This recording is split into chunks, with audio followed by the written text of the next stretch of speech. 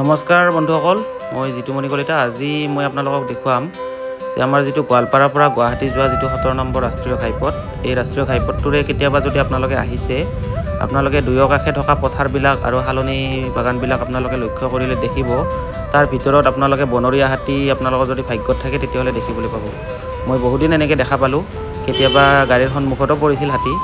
অকণমান ভয় লাগে যদিও কিন্তু ভালো লাগে। এনেকুৱা ৱাইল্ড এনিমেল আচলতে নিজ চকুৰে প্ৰত্যক্ষ কৰিবলৈ খুব ভাল লাগে।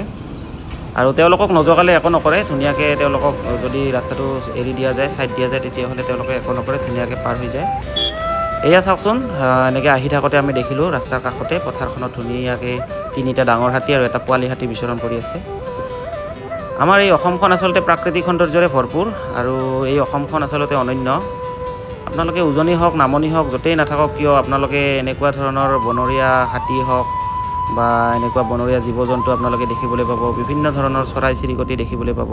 আৰু চাওকচোন এই ৰাস্তাটো কিমান ধুনীয়া, দুয়ো কাষে কি ধুনীয়া শাল বাগান আৰু আকাশখন কি সুন্দৰ হৈ আছে, মেঘাচ্ছন্ন হৈ আছে আৰু তাৰ মাজত এইটো ধুনীয়া এটা ৰাস্তা আৰু এতিয়া নতুনকৈ 4 লেনযুক্ত হৈ আছে এই ৰাস্তাটো। গতিকে আপোনালোকে যদি আমাৰ এই নামনি অসমত আহি পোৱা নাই উজনিৰ মানুহবিলাক, তেতিয়াহ'লে আহিব। আমাৰ নামনি অসমখনো খুব ধুনীয়া, আপোনালোকে চাব। চাওকচোন কি সুন্দৰ পৰিৱেশ। আৰু এই ছাইডতে ৰাস্তাৰ ছাইডতে আছে এটা শিৱ মন্দিৰ, এইটো শিৱ মন্দিৰ, খুব মাহাত্ম্যপূৰ্ণ মন্দিৰ এইটো। গতিকে আপোনালোকক আমি আজি এই যিটো 17 নম্বৰ ৰাষ্ট্ৰীয় ঘাইপথ এইটো দেখুৱালোঁ। মই গুৱাহাটী গৈ আছিলোঁ আৰু গৈ থকাতে আচলতে যাত্ৰাই ভাল, মই দেখিলোঁ। ধন্যবাদ। আপোনালোকে ভিডিঅ'টো ভাল পালে লাইক কৰিব। ধন্যবাদ।